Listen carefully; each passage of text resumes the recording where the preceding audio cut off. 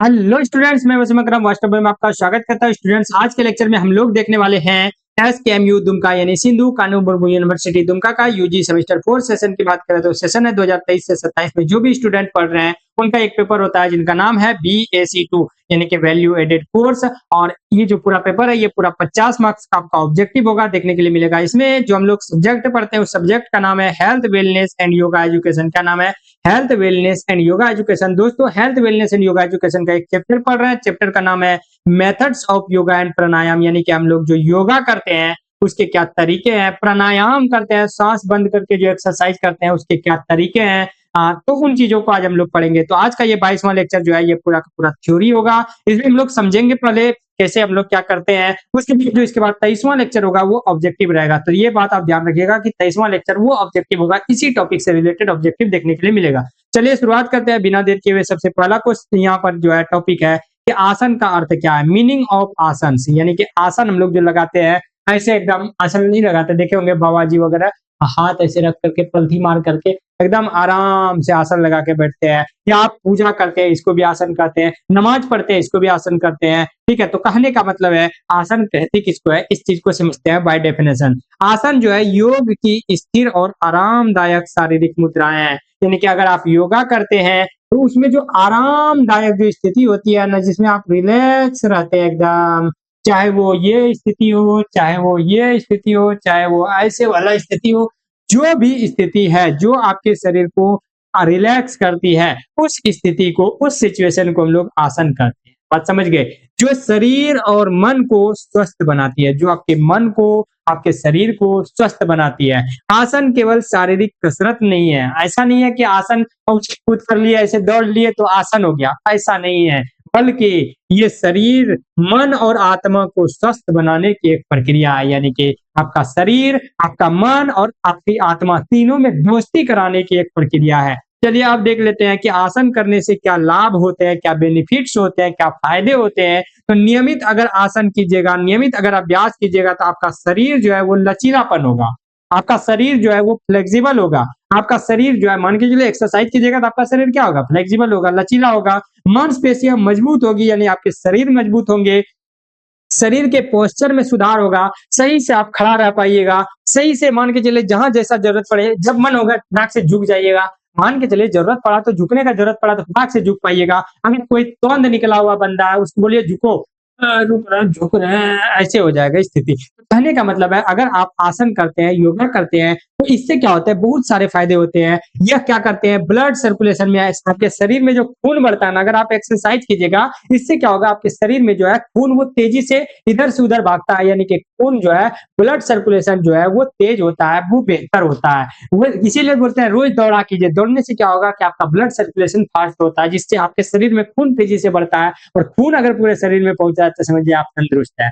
चलिए आप देखिएगा मानसिक रूप से क्या फायदे होते हैं। तो आसन जो है ये मन को शांत करते हैं। आसन करने से, योग करने से आपका मन शांत होता है और इससे क्या होता है, कंसंट्रेशन बढ़ती है और मानसिक अस्पष्टता आती है। यानी कि आपका कंसंट्रेशन, आपका फोकस बरकरार रहता है। यानी कि जिस चीजों पे आप फोकस करते हैं, खाने के टाइम पे सिर्फ खाने पे फोकस करते हैं, पढ़ाई के टाइम पे सिर्फ पढ़ाई पे फोकस कर पाते हैं, खेल कूद के टाइम पे सिर्फ खेल कूद पे फोकस कर पाते हैं। तो ये चीजें याद रखिएगा क्या कि आसन के स्वास्थ्य पर क्या लाभ होते हैं। आसन जो है क्या करते हैं, ये आंतरिक ऑर्गन्स यानी कि आपके शरीर के अंदर जो पार्ट्स है, जैसे किडनी, लीवर, मतलब जो भी पार्ट्स आपके शरीर के अंदर है उसके भी कार्य करने की क्षमता को बढ़ाता है। यानी कि आपका पाचन तंत्र उसको सुधारता है, आपके जीवन शैली से जुड़ी कई बीमारियां से आपको बचाता है। अगर आप योगा कीजिएगा, आसन कीजिएगा तो आपको बहुत सारी बीमारियां से भी बचाएगा। ये पचाने में भी मदद करता है। बोलता है ना, खा के थोड़ा सा टहल लिया करो, खाना पच जाएगा। ऐसे बोल नहीं बोला जाता है, वो पढ़ लिख के बोलता है भैया कि देखो तुम खा पी के थोड़ी से चल लिया करो, तो इससे क्या होगा, खाना पचेगा। क्यों? क्योंकि ब्लड सर्कुलेशन सही होगा।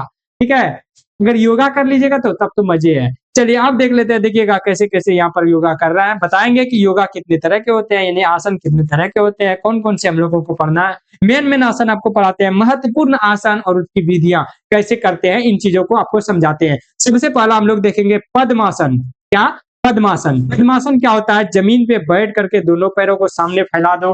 दोनों पैरों को, हाथ हम फैला रहे हैं दिखेगा नहीं, देखिए दोनों पैरों को पहले ये फैला देगा, फैलाने के बाद दायां पैर जो है देखिए दोनों पैर को ऐसे फैला दो, दायां पैर बायां पैर के ऊपर, बायां पैर दायां पैर, समझिए हम जो हाथ कर रहे हैं वो उसका पैर है, ठीक है, इस तरह से कर दिया और फिर बाद में हाथ जो है, हाथ को कुछ इस तरह से, मतलब कि ये जो देखिए एक पैर को दूसरे पैर पे, दूसरा पैर को पहले पैर पे चढ़ा दिया, फिर हाथ को देखिए एकदम रिलैक्स मोड में रख रहा है, हाथ को रिलैक्स मोड में रख रहा है, यही है पद्मासन, यही क्या है पद्मासन। बात समझे? यहाँ पर देखिए क्या कर रहा है, यहाँ पर कह रहा है कि जमीन पर बैठकर दोनों पैरों को सामने फैलाएं, दाएं पैर को मुड़कर बाईं जांघ पर और बाएं पैर को मुड़कर दाईं जांघ पर रख दें, अपनी कमर और गर्दन को सीधी रखें, टाइट रखें। इससे क्या होगा, यह क्या करता है, इससे फायदा क्या होगा, तो ये चीज देखिएगा, यह मेडिटेशन के लिए सबसे अच्छा आसन है और इससे जो है कंसंट्रेशन बढ़ने में मदद होती है, इससे कंसंट्रेशन बढ़ता है। ये जो ऊपर आपने योग आसन देखा, इससे कंसंट्रेशन बढ़ती है। अगला देखिएगा भुजंग आसन, दूसरा है भुजंग आसन। भुजंग आसन क्या होता है कि पेट के बल पे पहले लेट जाइए,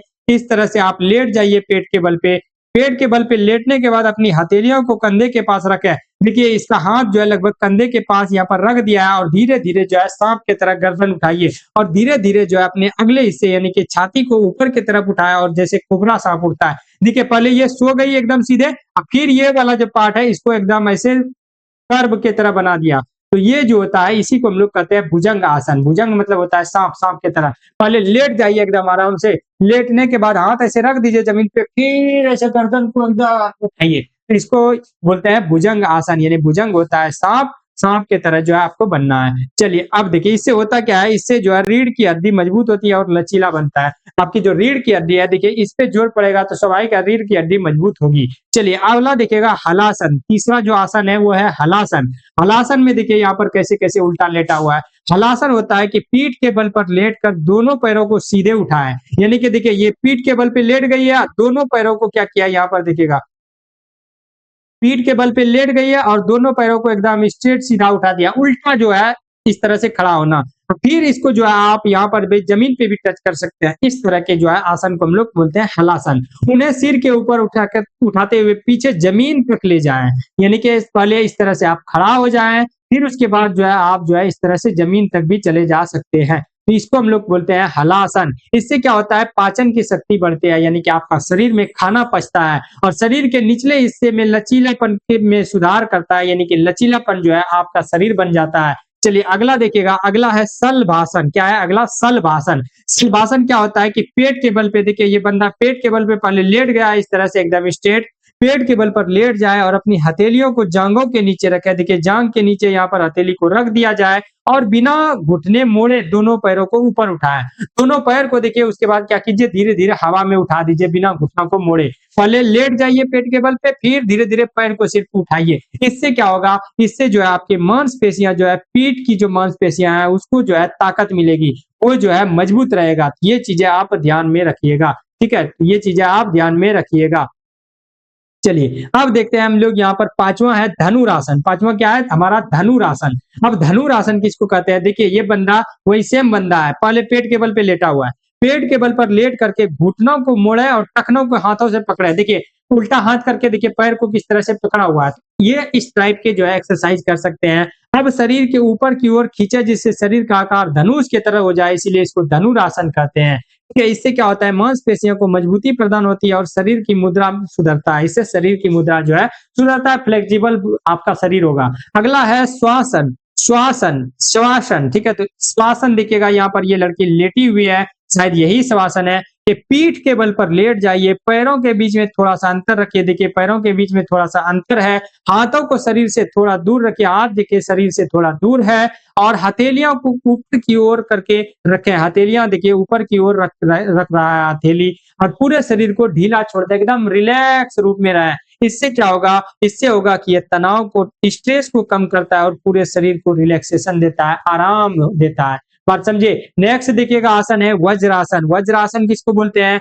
घुटनों के बल पर आप बैठ जाइए, यहाँ पर देखिएगा ये लड़की घुटनों के बल पर बैठ गई है, घुटनों के बल पर ऐसे बैठ जाए, अपनी एड़ियों पर बैठ जाए, अपनी एड़ी पर बैठ जाइए। देखिए जैसे नमाज वगैरह में जो बैठते हैं ना, पूछा वगैरह में तो ऐसे नहीं बैठते हैं, जनरली नमाज में इस तरह से बैठते हैं, तो इस तरह से बैठ जाएं। उसके बाद कमर को बिल्कुल सीधा रखें, तो इस आसन को हम लोग बोलते हैं वज्रासन। और वज्रासन देखिए ये क्या करते हैं, पाचन में सुधार करते हैं, पचाने में मदद करते हैं, जिससे जो है एक यह एकमात्र आसन है जिसे भोजन के बाद किया जाता है, यानी कि खाना खाने के बाद इस तरह के आसन आप कर सकते हैं।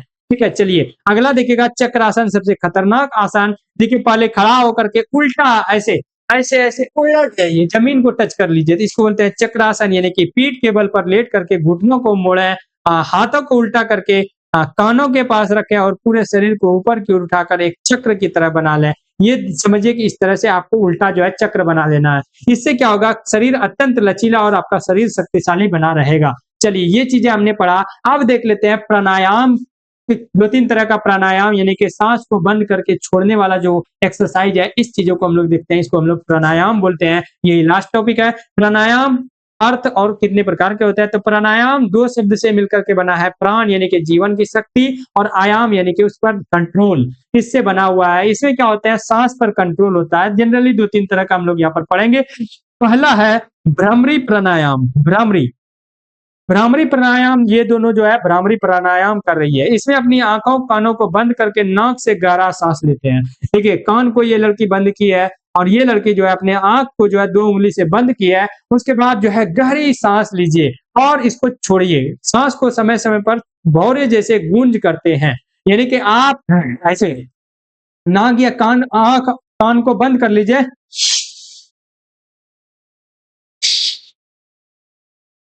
तो इस तरह से जो आप एक्सरसाइज करते हैं, इससे क्या होता है कि आपका जो टेंशन होता है वो कम करता है, मन को शांत रखता है। इसको हम लोग बोलते हैं भ्रामरी प्राणायाम। ये आवाज छोड़ता है, यानी कि ह्यूमिंग साउंड देखता है, गूंज होती है इसमें सांस का। ठीक है, चलिए अगला है अनुलोम विलोम प्राणायाम। अनुलोम विलोम, ये जो लड़की कर रही है अनुलोम विलोम प्राणायाम है। इसमें क्या होता है कि इसमें एक नथुने से सांस ली जाती है और दूसरे से छोड़ी जाती है, श्वसन तंत्र के सुधार और संतुलित। इसमें करना क्या है, एक तरफ जो है ऐसे दबाइए, इस ओर से सांस लीजिए। अब इसको जो है बंद कीजिए, अब इससे छोड़िए। बात समझे, एक नाक से सांस लीजिए, दूसरे नाक से छोड़िए धीरे धीरे। इसको बोलते हैं अनुलोम। एक नाक से सांस लिए, विलोम उल्टा करके दूसरे नाक से छोड़िए। तो ये चीज है, इसको अनुलोम विलोम बोलते हैं। ये सांस लेने में आपका हेल्प करता है, सांस को सुधारता है। अगला है कपाल भारती प्राणायाम। कपाल भारती किसको कहते हैं, इसमें झटके के साथ सांस को बाहर छोड़ा जाता है, यानी ऐसे इस तरह से सांस को बाहर छोड़ा जाता है। सांस लेना एक सामान्य प्रक्रिया रहती है, पाचन में सुधार करता है और श्वसन तंत्र को शुद्ध करता है। यानी कि इसमें देखिए ये जो अंकल है, टकलू अंकल, ये क्या कर रहा है, बैठ करके ये नॉर्मल सांस लेता है ऐसे। कहने का मतलब है, मैं जोर से कर दिया थोड़ा आपको दिखाने के लिए, यानी सांस नॉर्मल रूप से लीजिए लेकिन छोड़ते वक्त अचानक छोड़ दीजिए इस तरह से। इससे क्या होगा, आपका श्वसन पे कंट्रोल हो जाएगा। तो ये था आज का लास्ट टॉपिक, यानी कि आज का टॉपिक यहाँ पे खत्म होता है। जो एक्सरसाइज वगैरह है, आसन वगैरह है, प्राणायाम वगैरह, इनको हम लोगों ने अच्छे से समझा। बताइएगा कि इनमें कौन सा समझ में आया, कौन सा समझ में नहीं आया। और ये चीजें जो आपके जीवन के लिए बहुत ज्यादा इंपॉर्टेंट होता है, तो इस चीज को आप ध्यान में रखिएगा। चलिए फिर मिलेंगे हम लोग नेक्स्ट लेक्चर में, तब तक हंसते रहिए, मुस्कुराते रहिए।